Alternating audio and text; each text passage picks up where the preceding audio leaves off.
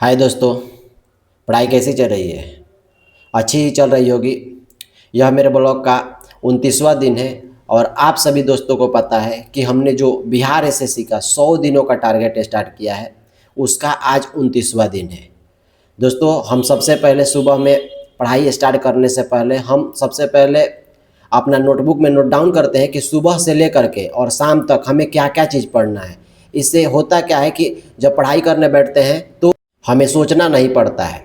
ठीक है दोस्तों, हमने आज फिर से पॉलिटी का रिवीजन करना स्टार्ट किया, लेकिन आप सभी दोस्तों को पता है कि हमने जो मौलिक अधिकार चैप्टर था उसको कॉपी से रिवीजन कर लिया है और उसका आज टेस्ट लगाना था। जो भी दोस्त हमसे जुड़े होंगे उनको पता होगा कि हम लूसेंट का ऑब्जेक्टिव रखे हैं और उसी का चैप्टर वाइज हम मतलब कंप्लीट करते हुए चल रहे हैं, क्योंकि हम सबसे पहले कॉपी से रिवीजन कंप्लीट करते हैं जिस चैप्टर का। उसके बाद जैसे हमने कॉपी का मौलिक अधिकार चैप्टर से कंप्लीट किया, उसके बाद फिर से हमने उसका टेस्ट मार दिया। इससे होता है कि आपका तैयारी होते चलता है।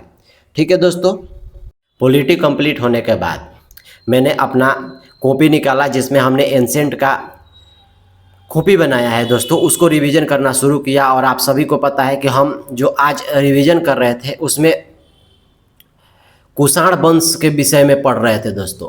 और आप सभी को पता है कि कुषाण वंश के बारे में मतलब बहुत इंपॉर्टेंट क्वेश्चन हर एग्जाम में ज़रूर पूछता है, तो उसी का आज हमने रिवीजन किया दोस्तों। अब थोड़ा आगे चलने पर मतलब कि अच्छा मतलब प्रश्न मिल रहा है, क्योंकि इससे पहले जो एंसेंट हमने पढ़ा था ना वो थोड़ा सा बोरिंग सब्जेक्ट लग रहा था। लेकिन अब जैसे जैसे आगे बढ़िएगा ना, तो जैसे अब कुषाण वंश हमने पढ़ा, तो कुषाण वंश जब पढ़ा ना तो थोड़ा सा लगा कि हाँ अब मतलब कि प्रश्न याद मन करने में आसानी हो रहा है, क्योंकि पीछे बहुत ज़्यादा दिक्कत हो रहा था दोस्तों, क्योंकि एंसेंट का क्वेश्चन याद करना थोड़ा मुश्किल हो जाता है।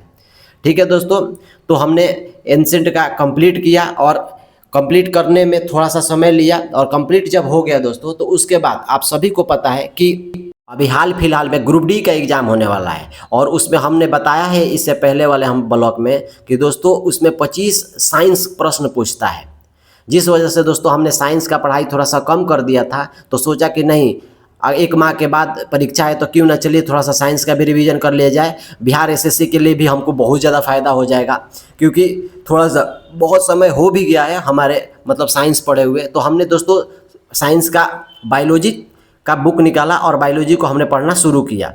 दोस्तों आपको बता दें कि हमने ज्ञान बिंदु का क्लास किया हुआ है बिट्टू सर से, और उन्हीं का जो नोटबुक है मतलब नोट से हमने याद करना शुरू किया। और इनमें बहुत हैवी प्रश्न भी है दोस्तों, क्योंकि अगर आप इसको 2 से 3 से 4 बार अगर पढ़ लेते हैं तो आपको हम कहते हैं ना कि बायोलॉजी का प्रश्न नहीं छूटेगा। ठीक है दोस्तों, जैसे ही मेरा बायोलॉजी कंप्लीट हुआ, कंप्लीट करने के बाद मैंने अपना निकाला किरण का मैथ का बुक, जो कि एसएससी का आता है, आप सभी दोस्त जानते होंगे, और उसको हमने बनाना शुरू किया। दोस्तों बनाने में तब अच्छा लगता है जब प्रश्न बनता है, लेकिन जब प्रश्न फंसने लगता है तो थोड़ा सा दिक्कत होता है। दोस्तों आज हमने मैथ बनाया तो मैथ बन रहा था, 1 या 2 मैथ ऐसे थे जो फंस रहे थे, तो उसको क्या कीजिएगा, हम पीछे इसमें हल दिया हुआ है बुक में, तो जा करके हम हल देखते थे और उसके बाद फिर से आ करके उसको दोबारा बनाते थे। कुछ ऐसे प्रश्न होते हैं जो सब कोई नहीं बना पाता है दोस्तों, हमसे भी कुछ प्रश्न नहीं बन रहे थे, तो दोस्तों हमने मैथ का भी रिविज़न किया। ठीक है दोस्तों, मिलते हैं आपसे नेक्स्ट ब्लॉग में। थैंक यू दोस्तों।